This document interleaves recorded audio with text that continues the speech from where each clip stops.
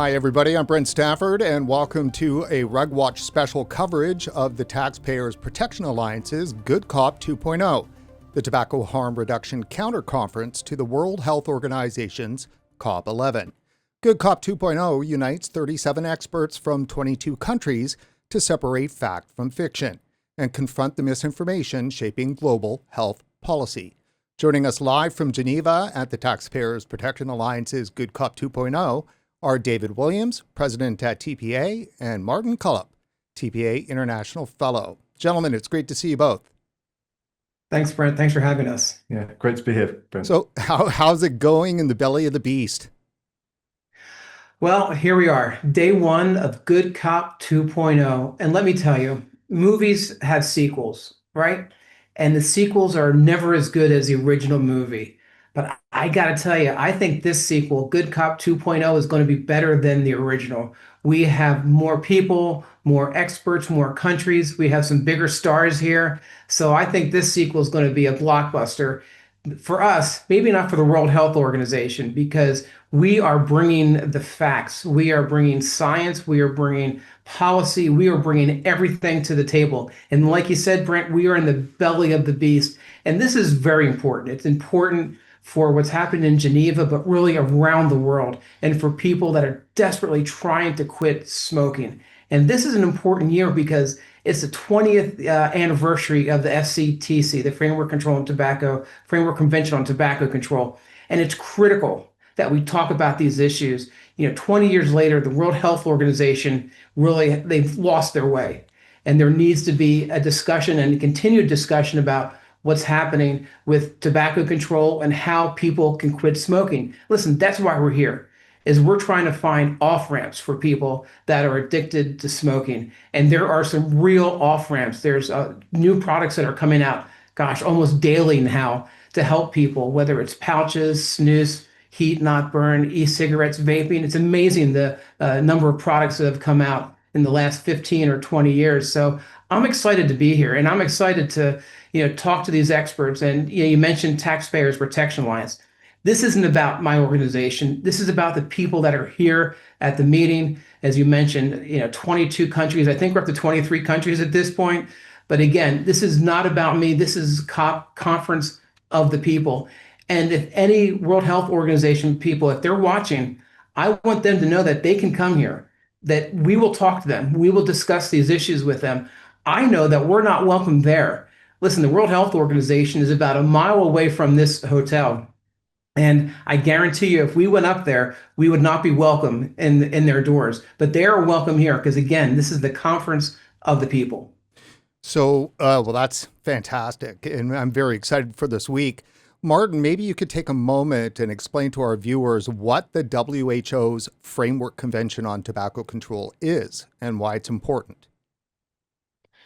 Well, it's an international treaty, Brent, and it's designed basically, or it was originally designed to reduce the harms from people smoking, cigarette smoke and tobacco use. But unfortunately, over the 20 years, it's kind of morphed into this more authoritarian anti-industry group that meets up and has veered away from its original course quite a lot. It's interesting, the global GATC, Tobacco Control, Global Alliance of Tobacco Control, I got there in the end. They did a myth-busting exercise recently, and they published saying that people are saying the FCTC is no longer fit for purpose. And they said, this is a myth, that's not true. But one of the people who actually wrote that was the guy who wrote the treaty himself, Professor Beaglehole. He wrote it in the Lancet. So it's not us that's saying that.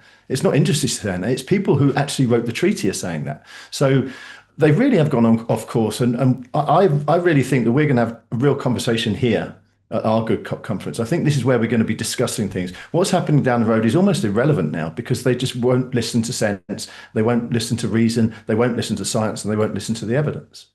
However, though, they do have quite a bit of power, even though the delegates aren't bound by what the FCTC pushes. But we take a look at the forward-looking statements that have been made, and it seems that they might be, for the lack of a better word, bullying delegates into doing what they want. Yeah, that's kind of effectively what they're trying to do. Yeah, they're gaslighting the delegates. But it is important that the parties are the deciders of this conference of the parties. So the people who make the decisions are the parties or the national delegations. So we've just got hope that they have had a good look at the evidence, they have had a look at science, and they know what's going on, and they should recognise that they're being gaslighted and fed stuff that isn't true a lot of the time from the FCTC Secretariat. And we know at COP10 there was quite a lot of pushback. There was 30 or 40 countries that said, hold on, we think you've got the wrong approach here. So we're hoping that the delegations will see through the mist and make some decent decisions at this conference for the good of public health, really. So let's dive into some clips that we have prepared. Two of them. The first two. This first one is from the Director of Health Promotion for the WHO at COP10, which, after some finagling with scheduling and stuff, was just in February of 2024. So not that long ago. And they certainly made clear what they're planning on doing when it comes to nicotine. Let's have a listen. The overarching theme for the FCTC COP10, Together Promoting Healthier Lives, is an extremely important narrative that is not only a priority for WHO General Program of Work for the next couple of years, it also serves as a good basis for mainstreaming WHO FCTC into various health and development paradigms.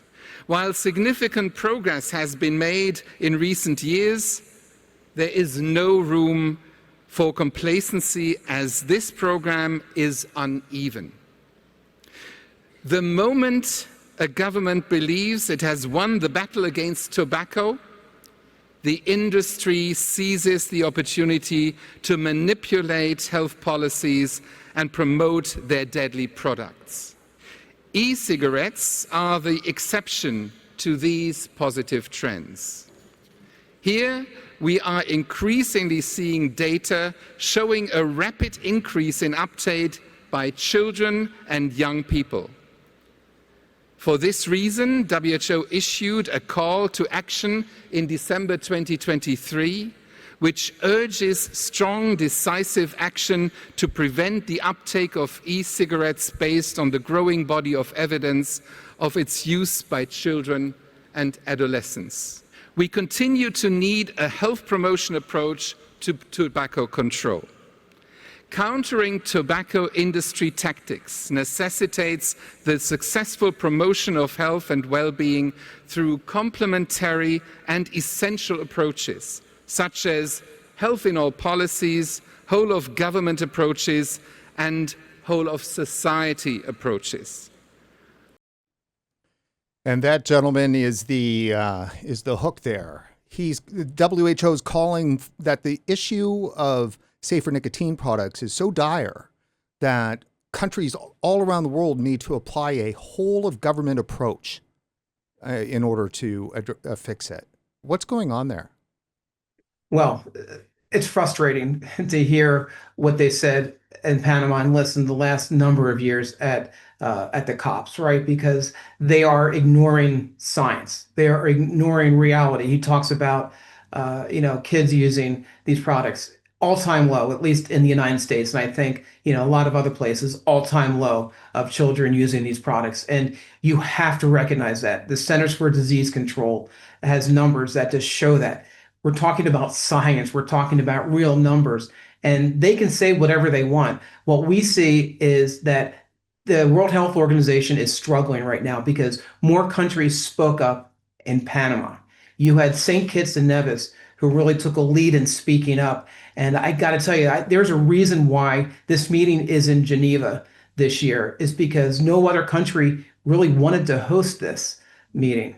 And this was their fallback. This is their headquarters. This is their fallback. And I think that says a lot about their mission and where they're going. And obviously, there's a lot to unpack with what they're saying about nicotine. But again, I think if you look at what happened in Panama, there are growing voices from these delegates. And I'm really hoping that we hear more of these delegates talk about the reality of the science, the reality of, giving people options to quit smoking, because for them, the World Health Organization, it's a one-size-fits-all. Either you quit or you die. No, there's a lot of in between here as to what people can do with these products. Definitely. We have a short clip of St. Kitts and Nevis when they were speaking. The last COP10, hard to explain. I'm not too certain what happened there, but it seems that they were almost shut down by the WHO chairperson. So let's have a listen. And so although the convention that guides us itself describes tobacco control as a range of supply, demand, and harm reduction strategies, the public health community must define these terms in a more detailed manner.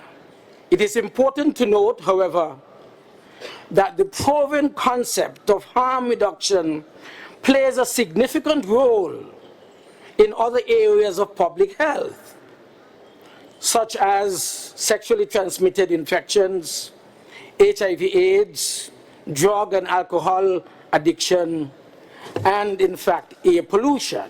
The tobacco control community should not reject the idea of harm reduction per se, but we should learn from the best practices of proven public health-oriented measures while preventing the tobacco industry from hijacking that important term. Having above in mind, we would like to present a proposal to establish, in line of the Article 5.3 of the St. Kitts and Convention. Nevis, please confine yourself to the agenda at Right. hand. And we This is are not the- proposing a working group, which I intend It to is not spend the more time time. for a proposal. Please give us an update on your global progress in St. Right. Kitts. And the Delaying update is that implementation. I shall deliver a proposal which will assist us in moving forward. Not Thank you. now, St. Kitts. Not now, thank not you. now at all, Yes. not now. Thank you. Not now. Not now. Martin, Yeah, what happened there? That's Denzel Douglas from St. Kitts and Nevis. He's I think he's a former prime minister and a very prominent guy. And there he was saying that maybe the WHO should be thinking about harm reduction. I mean, technically they were right. It's not the place to present a draft decision, but I think he was just saying that's kind of their approach, and they want it recognised by the WHO. But they were brave, as David said, and there were other countries that followed them in the statements. They mentioned harm reduction in the statements. Many countries, I think there's some in the Caribbean, Philippines, I think did, and maybe New Zealand too. And we're hoping more people will use those statements to make a statement, if you like, that they favour harm reduction and that it can help public health in its own way. I'll just say you showed that clip of Rudiger Kretsch. I kind of agree with him in one respect, because he said there we were reducing tobacco use. But the problem we have is that when we had this same thing happen in the UK, the Tobacco and Vapes Bill came in, which promises to set the UK back on harm reduction quite a long way. Me and some advocates had a meeting about how we were going to respond to this. And the first person, after we all met up, said, there we were just about to see the end of smoking, and they go and do this. So the only people who are stopping this progress from happening at the moment are the WHO. So Rudiger Kretsch should be saying, we were getting rid of tobacco, and now the WHO is stopping it happening. Isn't that strange? And that brings us right to now, because it just seems that the WHO has become nicotine control. It's no longer about tobacco at all. And you mentioned earlier when we were discussing this that they don't seem to be mentioning tobacco much in the entire program, do they? No, they're not. And I think what's happening is that we've seen the private sector, the free market, really develop these products that are taking the harm away from smoking. I mean, and listen, yes, this is a business, right? And my father smoked 3.5 packs of cigarettes a day for 20 plus years. And the tobacco companies seemingly didn't care. But for whatever reason, they've woken up. They have produced and are starting to produce these new products. And I think that's what we should be embracing, is that where we are today, And part of the reason why I'm doing this, and Brent, we've talked about this before, is I think we all have a personal story as to why we want this to succeed, why we want the WHO to really understand the science. Is for me, obviously, it's my father who had a triple bypass at age 42, and I was 18 years old at the time, and I thought 42 was really old. I mean, obviously now I don't think 42 is old at all. But to have a triple bypass at age 42, the guy smoked 3.5 packs a day, and I just wish that these products were available in the 70s and the 60s, and I wouldn't have the story to tell you. But that time is gone. The time is now, and there's so many ways that we can help people, and people want help. Do you really think people want to stand outside in the cold and smoke one cigarette after another? No, they want options. They want an off ramp to this. And if you talk to anyone that has switched, they will tell you that they feel better about themselves. They feel healthier because these products are less harmful. And all we're asking is for the WHO, a taxpayer funded organization. You mentioned they have the power. They also have the tax dollars. And they should be doing what taxpayers and consumers want them to do, and that is to embrace these new products. So just like 4 or 5 days ago, not very long ago, on X, the WHO Director General posted this, and he says, aggressive marketing of e-cigarettes and nicotine pouches is fueling a new wave of addiction among young people. This is not harm reduction. It's profit-driven tactics by companies seeking to keep our kids addicted to nicotine. The WHO has released a new position paper on tobacco control and harm reduction. We call on all countries to regulate every nicotine product as strictly as tobacco, including newer products like e-cigarettes, and to expand access to cessation support. And let me bring this one other bit up, because if you go to the WHO's position on this, and I think, quite revealing, is that they mention that the industry claims these products pose lower health risks than conventional cigarettes and can be a part of a, quote, harm reduction, close quote, approach to tobacco control. These products frequently include electronic cigarettes, e-cigarettes, nicotine pouches, heated tobacco, smokeless tobacco products. The key thing is that they say that genuine harm reduction programs see health actors and agencies pursuing health objectives by implementing evidence-based strategies and interventions that are tightly controlled and monitored. Basically, only public health is allowed to do tobacco harm reduction, if they would do it at all. Yeah, and that was that tweet that he sent coincided with the media presentation he did, where he mentioned e-cigarettes during that media presentation, and he actually said there is the vaping and e-cigarettes are presented as safer alternatives, but he said there's no evidence of a net public health benefit. I mean, that's quite simply untrue. We know that these things are far less harmful, and he said that they should be regulated at least as harshly as tobacco, not the same. They say maybe they can go further, and this is what we're talking about at this COP. We're going to talk about forward-looking measures, which are going to apply to everything. It's going to apply to tobacco, combustible tobacco, and it's going to apply to safer nicotine products as well, which are absurd. So, as I said earlier, we're having a conversation conversations that need to be had, and those conversations are not going to be had up the road. So it's going to be good, this conference, and we're going to get some conversations about these products which don't rely on sophistry and spin. Now, I mean, it sounds like what we've heard from day one, starting to cover this issue back in 2015. People like Linda Bald and so forth would tell us that, why is this happening? Why is public health reacting this way? And one of the key reasons was because they didn't invent this solution. And it almost feels like we're right back to that as a primary thing. If public health had invented this solution, then they would have embraced it. Well, and let me just say that regulation is about control. It's not about freedom. The more you regulate, the more you control somebody. And every bureaucracy in this world is about enhancing regulation and enhancing control. We are about freedom, the freedom to choose. everyone has a different way that they're going to approach this. And what the World Health Organization is saying, no, you have to follow our way or no way at all. And again, Brent, this is about freedom. Everyone's going to figure out their best way, whether it's a pouch, an e-cigarette, vaping, heat not burn. So that's what we're promoting. If you look at the overall picture here, we're promoting freedom and consumer choice. So, Martin, give us a minute or so here just on the experts and what we can expect from that, and we're going to then go into our first interview for today. Well, yeah, as David alluded to earlier, it's my fault, mea culpa. I miscounted. We got 23 countries, not 22, so that's good. And we had 24 experts last time. We've got 39 now, I think.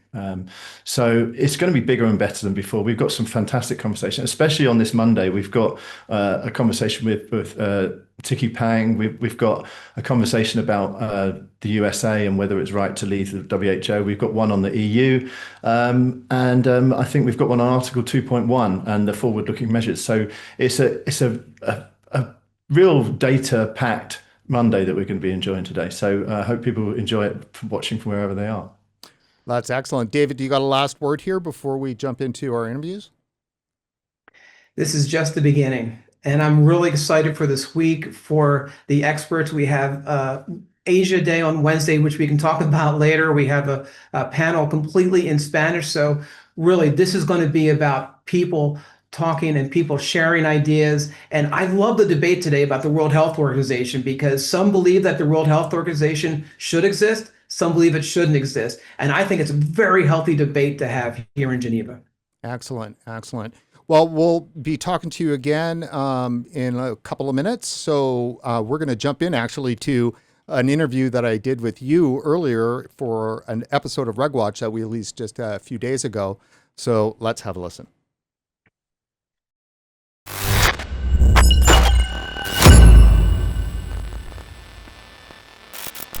So looking at the WHO, the FCTC documents that they've released in advance of COP11, one of the things that they're saying is that the treaty should be treated as a floor, not a ceiling. So they're basically saying they're putting out there that there could be a way around the regular delegate process. What do you think of that?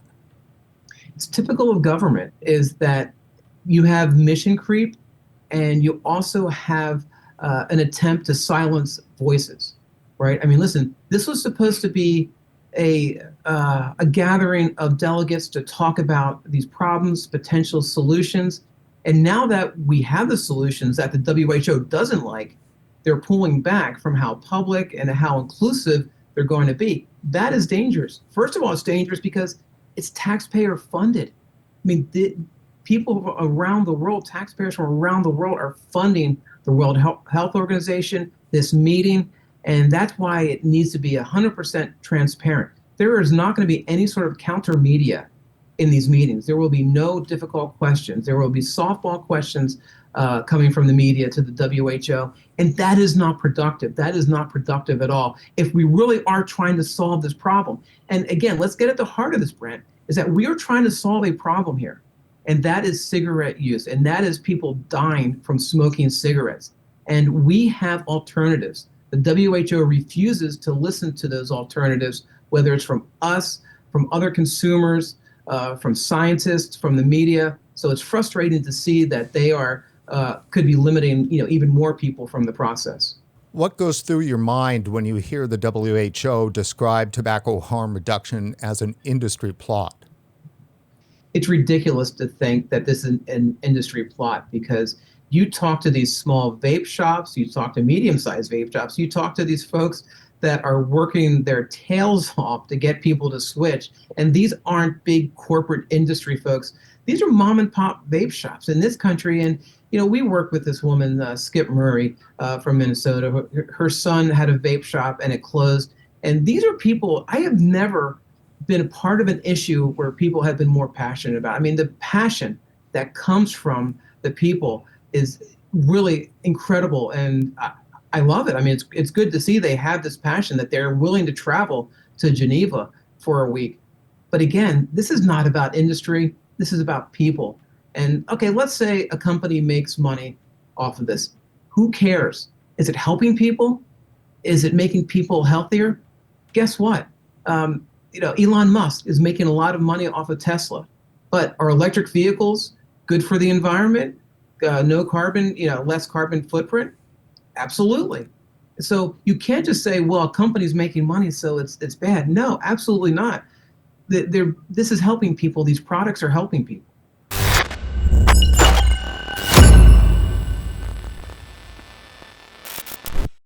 All right, thanks for waiting. I'm fixing a graphic there, so I think we've got it going. So joining me now is Kurt Yo, and he's our first Good Cop 2.0 interview. He's the co-founder of Vaping Saved My Life, VSML, which is a consumer advocacy movement in South Africa.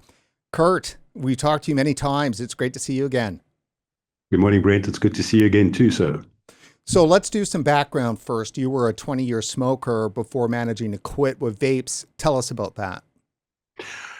Yeah, I smoked for about 20 years, and at the height of my smoking habit, it was 40 cigarettes a day. I've lost both my parents and my grandfathers and many family members and friends from smoking. And it was when I discovered vaping that suddenly that aha moment clicked that we have a solution here. And in 2017, I decided to co-found a consumer movement with a fellow former cigarette or cigar smoker and now vapor, and just asking fellow vapors who were smokers to share their stories on our platforms. And that's how it started. Oh, that's excellent. And how's it been going? Because I know that it's not been the easiest of routes to go in South Africa. It's been very interesting and a lot of the times quite frustrating. And I said earlier to David Williams this morning is that I'm very glad to be here, but I still don't understand why I'm here, because it's such a common sense, logical thing to quit smoking. Well, that was their whole objective. That was the mission, to reduce the harms of smoking. And we found it in numerous innovations, and yet we are still here fighting for it. So in South Africa, we had our bill introduced to us, our tobacco bill. I'm not going to give the whole name here because we've only got a limited time. But that was introduced in 2018, and it's now before our Portfolio Committee of Health in South Africa. So very little has actually changed from a regulation and legislation, but the noise is definitely getting louder amongst the twos or the fours and against tobacco harm reduction, particularly in South Africa. Now, we heard a lot, during COVID about misinformation around COVID. We've heard a lot about misinformation around some political, groups and so forth, and not just the US, but lots of places. But nobody seems to talk about the misinformation around nicotine and harm reduction. Why is that?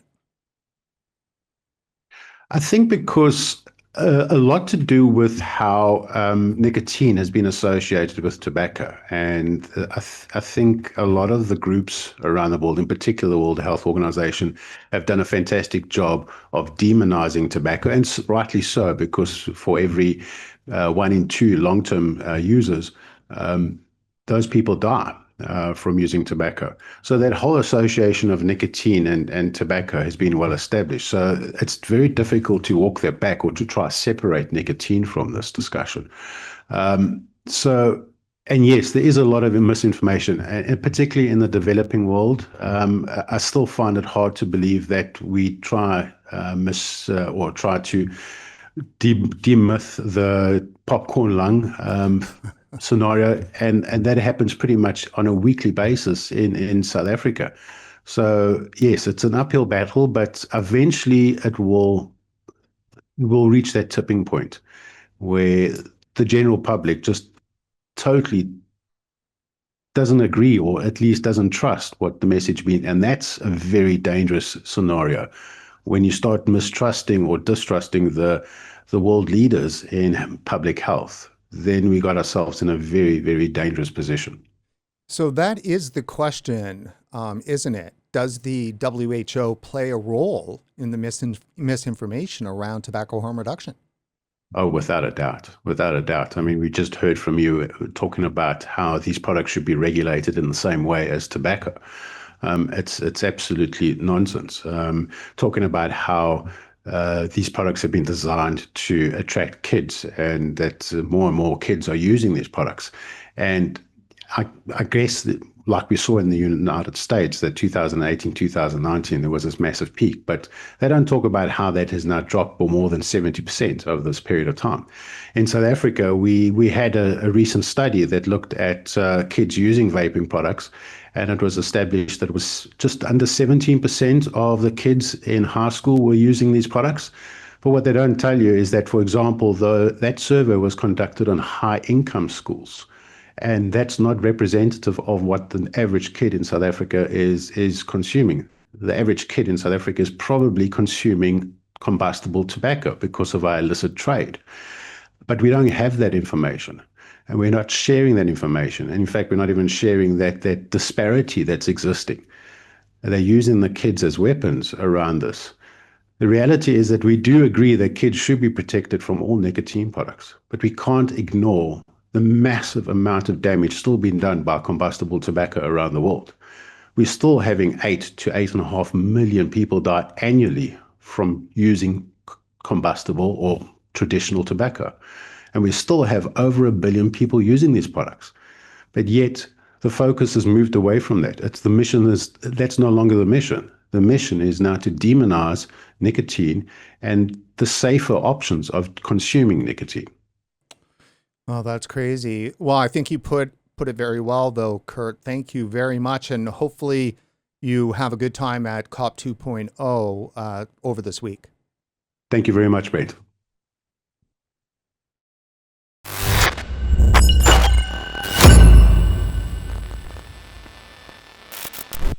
Let me understand this right. The Tobacco Control, the global treaty organization, has more items to deal with safer nicotine products than tobacco products. It's about all it's spoken about. It's about all the WHO and FCTC has spoken about in the last couple of years, at least, maybe more. It's constantly. I mean, the World No Tobacco Day regularly now just talks about quitting using safer nicotine products. It doesn't talk about smoking anymore. It talks about quitting vaping, and it talks about flavors, and it talks about youth use and everything else. And this is this pivot that they've had, where they've pivoted from saying smoke free to nicotine free, and it's you can see it happening in real time. When COVID was coming across the Atlantic to the UK or wherever, when COVID was coming all over the world, basically, they spent their time tweeting about vaping and why you should give it up, and saying that e-liquid is flammable and burns your skin and things like that. I mean, what possibly could show you more that they're so interested in stopping these devices that they're actually more focused on doing that than actually tackling a global pandemic. So taking a look at some of the advanced documents the WHO has made public with regard to the COP11, it seems that they're trying to elevate nicotine addiction above the actual harms of tobacco. Tell us about that. Yeah, that's what they're doing. You've got agenda item 4.5, where they're basically saying harm reduction is a trick. It's a tobacco industry talking point. It's nothing. I mean, we've got harm reduction in policy areas right through from transport to drugs to everything. So harm reduction is a thing, but they're trying to say, oh no, harm reduction doesn't exist. It's just the tobacco industry talking about that, which is utter nonsense. It clearly is. So when they talk about Article 4.5, they're trying to say, harm reduction is, it's not part of the treaty, because Article 5.2 says that we need to protect against the harms of tobacco smoke, tobacco use, and nicotine addiction. But by attacking just nicotine addiction, what they're effectively saying, we're going to discount the fact that vaping and other harm reduction products can actually achieve the Article 5.2 goals of reducing harm from tobacco use and tobacco smoke, because they take people away from tobacco use and tobacco smoke. But what they're saying is, because we just don't like harm reduction, we don't like industry, we're going to say that nicotine addiction is the most important thing. Nicotine addiction doesn't kill anyone. The harms of tobacco smoke does, but the WHO is more interested in nicotine addiction than it is in the harms of tobacco smoke. And that says everything you want to know about the WHO at the moment, sadly. Now, in the original ratified treaty, does it state nicotine addiction as something specifically it's supposed to address? It does, but you've got to think when it was written. It was written in the. It started getting written in the late 90s, and they finally formulated a plan in 2003, and it was adopted and went into force in 2005. Now, by then, there weren't really any safer nicotine products around. So their harm reduction was about something completely different. But now they've been kind of like ambushed a little bit. These products have come around, and now they want to ignore the fact that these products are a nicotine addiction which isn't smoking. You know, they want to conflate smoking with nicotine addiction. And that might have been true 25 years ago, but now we have different products and we have a completely different reality, we have a completely different world. But you've got the WHO stuck in the past, stuck in the late 90s, and just incapable of even contemplating that something has changed and just digging their heels in. And they're digging the heels in so badly it will harm public health in the long run. In fact, they're already doing it. People are dying because of what they're doing. But the sad thing is they don't seem to care.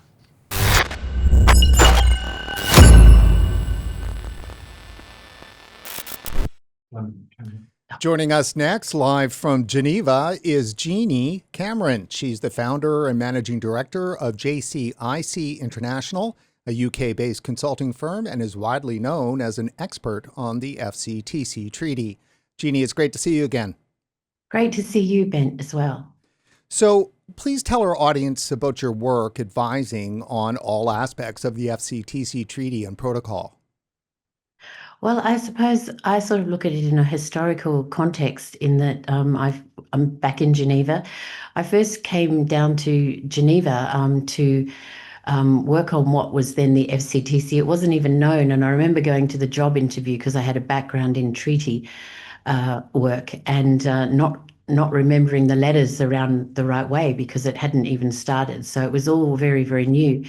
But I think, so my experience starts back in those days when, you know, the governments were first coming together in the INBs, as they were called, intergovernmental negotiating bodies, to consider the chair's text, which was the first draft of the FCTC, where they all came together. And that there were 6 of those that went on. And then when the treaty was finished, it then went on to what we now know as the COPs of the Conference of the Parties that created the treaty. So it's, my background here goes back a long way. And I was just, as Martin was, or others were speaking earlier, I reminisced of a time when, in fact, the public gallery was always open to the to those that weren't governments. And on one occasion, there wasn't enough room inside the WHO as well, because they had some delegations coming for something else. So the WHO actually opened up the WHO offices here in Geneva and made a big room with a big screen so the industry and everyone else could watch what was going on directly from the room. And I remember when we went into the WHO at that time, the actual headquarters of the WHO, there weren't too many of us, probably about 10 of us from industry and other backgrounds. But it was, to me, it was a really sad place. It was like there was, I suppose what it reminds me of is The Wizard of Oz. It was like you sort of expected this big, magnificent place with all these people working on public health. And in fact, what was there was, just room after room after room, because we did go exploring. There was no one really there, just empty desks and papers everywhere that, hadn't been looked at for years. And I just thought, oh God, you wouldn't really want to work here, would you? So we think it's this big place with all these people working. I actually think it's probably not that, because that was back in before 2010, so it was quite a while ago. So Jeannie, just to make sure we get this, is what's your assessment regarding the WHO's handling of safer nicotine products today? Well, I think once again, look back to the treaty, the context, and having sat through it, the context of nicotine in the treaty, it's only mentioned 3 times, and it was negotiated in there in the context. It's one of the later articles, Article 22, I think, which was in the context of the developing world helping the developed world helping the developing nations with scientific and other evidence to help nicotine dependence. It was like setting up places that people could go to understand about, addiction to nicotine on the basis of smoking at the time. It was nothing to do with what's being talked about today, which I find quite extraordinary. And I think when we really do have to go back to the treaty and you look at the preamble. A preamble of a treaty is there to interpret the object and purpose of a treaty. And if you look through the 23 points in the preamble, none of them cover nicotine. They all relate very specifically, every single one of them, to cigarettes. It says cigarettes throughout, it says smoking throughout, and it says tobacco. Tobacco. There is nothing there about anything else, and it's clearly about the protection from exposure to tobacco smoke throughout when it brings up the human rights aspects. So I think the WHO and those that have the same draconian views are trying to find things in that treaty to hang hooks on, and it's not right. And legally, it isn't right, because should this treaty, and not that I'm suspecting that it would, because there's no political motivation to do it, but if a government actually, governments went back to look at this treaty, it is very, and that's what preambles are used in any courts that do look at treaties. The object and purpose is clearly different from where it is at now and where it's being driven to. So they've put out forward-looking statements for COP11 that pretty much are calling for bans on safer nicotine products. How are they going to achieve that? Well, I think they've got, I'd like to hope they think they have quite a hard and uphill battle to do that. I think at COP10 we saw a number of countries led by St. Kitts and Nevis who spoke very strongly about the need to look at harm reduction and to look at, how safer nicotine products are in fact bringing the smoking rate down. For the WHO to ignore that is really going the wrong way. So I'm hoping that COP11 will bring far more countries and stronger countries to come out and say and use the evidence of what is actually happening in their countries in terms of actual scientific evidence and data on the reduction of smoking due to safer nicotine products. And if they start saying that and they start putting forward proposals that seek to have that looked at, then I think we'll be in a positive position. COP7 was really interesting in the decisions document there. It actually says something like, if people can switch to essentially e-cigarettes with speed and haste, then we can see a reduction in smoking, etc. I sort of feel sad that there's not a lot of legal people on these delegations for governments. It's just health people and they don't really look at these hooks and things, because that could have been really significantly used to really bring this area into far more prominence than it is at the moment. But I'm really hopeful that COP11, and I think I'm really hopeful it will be a turning point for the science and evidence to really show through, and that governments do bring that up as a credible part of the policies that have worked in their national governments. Well, I hope as much as you do, Jeannie. Thank you so much today, and enjoy your week in Geneva. Thank you very much, Brent.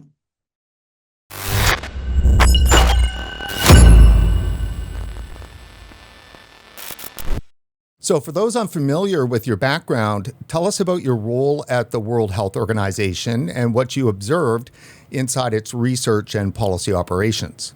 I was part of the World Health Organization following the appointment of the Dr. Gro Harlem Brundtland in 1998. And she had a vision about WHO playing a central role in the use of scientific evidence for health policy formulation. So she established a new division within WHO called Evidence and Information for Policy.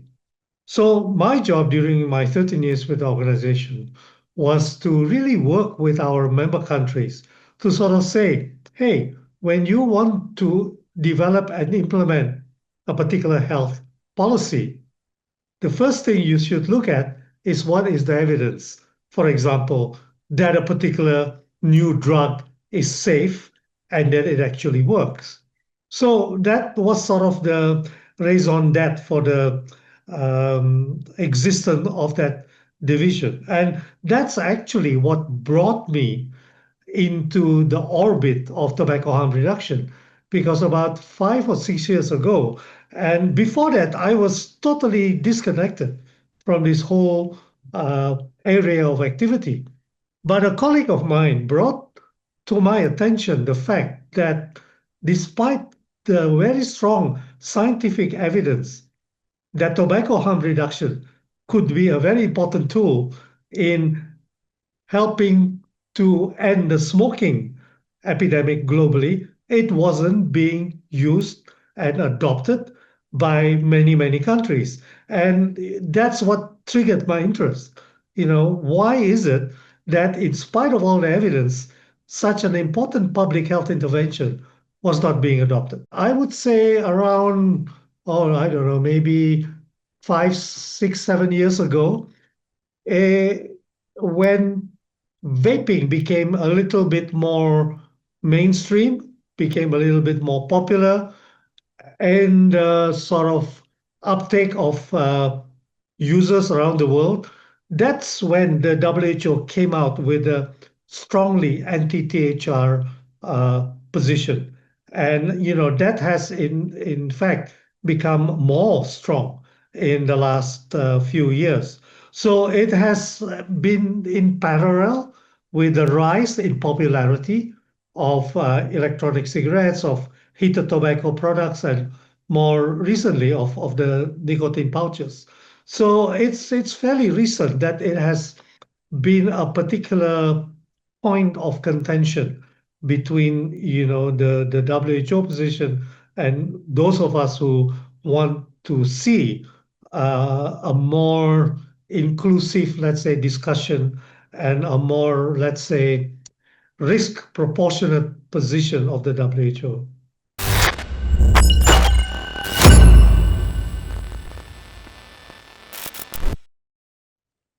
And for our last interview here for day one of Good Cop 2.0, we're joined by Carissa During. Carissa is the director of Considerate Pouchers Sweden, a consumer advocacy group dedicated to promoting a smoke-free world and consumers' rights to alternative products. Carissa, thanks for coming on the show. Thank you so much. I'm glad to be here. So first off, what brought you to the issue of tobacco harm reduction and safer nicotine products? It is kind of a concept that comes really naturally when you live in Sweden. It is something that is very integrated with our culture. And I used to travel a lot as a young student, which meant that I got to see how students in other countries were living. And I found out that a lot of people smoke, and they smoke a lot, and it's not something that I see in Sweden at all. So that's when it became evident that Sweden has something that is very, very special and unique, and that the rest of the world also should follow. So when I got the opportunity to work with this, I said, yes, let's go for it. This is super important. Smoking is the leading cause of preventable disease in the world, and that's something we really should do something about. And since we have a solution to it, we also need to use that solution. Now, most of our viewers know about the great work done in Sweden to eradicate smoking. Tell us about that. Well, what's really interesting is that we've had snus for a very long time. So a lot of males have been using snus for decades, more or less, which has led to men having a lot lower smoking rates. And then in about 2016, nicotine pouches were introduced to the market. And also women started to switch from smoking to using nicotine pouches. And today, that means that we have landed on a smoking rate at 5.4% in the whole population. And we even have a smoke-free generation. My generation, aged 16 to 29, only have 2.3% daily smokers, which is incredible and quite unprecedented. And that's because we chose to switch the cigarettes to the nicotine pouches and the snus instead. So, what impact do you think the WHO has had on, say, Europe's approach to regulating safer nicotine products? It has a huge, huge impact. I mean, the EU in general is not intent to follow in Sweden's footsteps, and the WHO is very important, and the WHO has a lot of influence in Europe, and Europe in its turn have a lot of influence on Sweden. Even so, they can ban nicotine pouches in Sweden as well, which would be detrimental to our success. So what happens within the WHO is really important for the future of safer nicotine products in Sweden and in Europe. And the WHO also kind of sets the standard for what kind of narrative we have around safer nicotine products. That's one of the main information sources. And if that is not accurately portraying how safe these alternatives are in comparison to smoking, then that information will not get out there. So that is very, very unfortunate and something that we really have to change. And I hope that this week will bring a lot light on that. Now, the EU is kind of known for being hostile to safer nicotine products, and they just about a month or two ago was trying to push a forward-looking document that was really calling for the ban of these products across the EU. But the EU backed down recently on this call for bans, and partly to do with Sweden kind of standing up. Tell us about that. Yes, it's really quite remarkable. The development with nicotine pouches and snus in Sweden has been very consumer-based, and was not originally something that the politicians were really promoting. But now, in the last 2 years, there have been a big shift in Sweden, and the politicians are really catching on, which means that they are to a larger extent defending nicotine pouches in the European Union and internationally in general. And I think this is a really important turning point, because Sweden, we have one of the best examples in the world. So our politicians need to be out there fighting for our model and telling the rest of the world that this works. This is something that the rest should do. And in particular, European Union, I mean, the average smoking rate in the EU is 18%.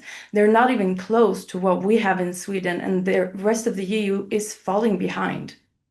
Unbelievable. Well, let's hope that everybody listens to Sweden.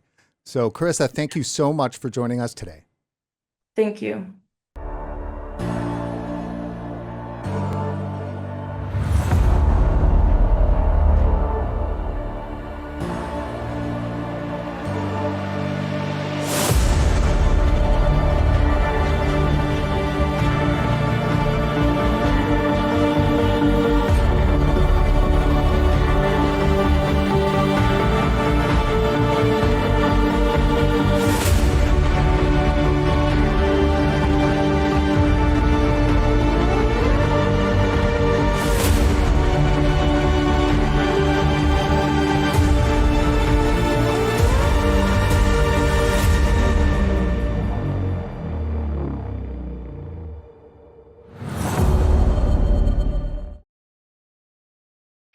All right, guys. So we're back for a couple of last words as they're sitting down. So I was told that we had to have the episode here wrapped up pretty quick because you guys got to get started. So do tell. Yeah, so again, this is the first day of Good Cop 2.0. Really excited about what's happened this week. And I love listening to those interviews that you just did with Kurt, Jeannie, and Carissa. I mean, this really sets it all off. I mean, Kurt started with, his personal story, and then obviously the Sweden story. I think it's something that the WHO and more people need to hear about what's happened in Sweden, what's happening with the amount of smoking that has just really plummeted. And I mean, listen, Sweden is smoke-free, right? I mean, let's call for what it is, and we need to learn from that. The WHO needs to learn from that. Absolutely. Martin?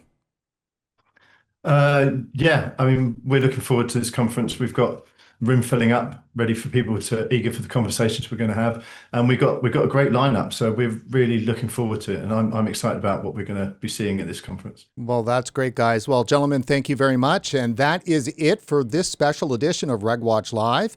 Before you head off, please hit subscribe down below on YouTube, like us on Facebook, and don't forget to follow us on X. For RegulatorWatch.com, I'm Brent Stafford.